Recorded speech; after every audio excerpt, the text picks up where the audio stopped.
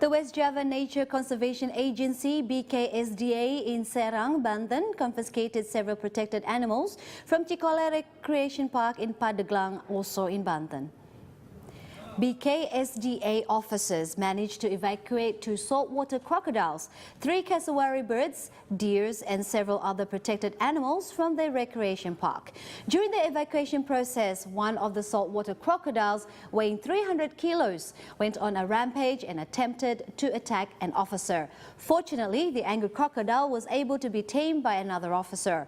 39 protected animals were confiscated by BKSDA because the recreation park management was not able to provide an official letter of ownership.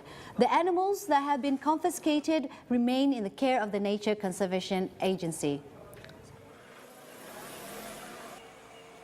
Amankan. Oh, kalau tidak berizin ini, Pak? Iya, tidak ada izinnya. Gitu. Berapa apa aja sih binatangnya, Pak, yang dilindungi, Pak, di sini, Pak?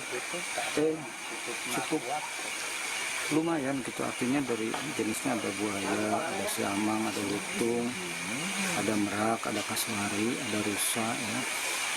Tuh. Dan lain sebagainya.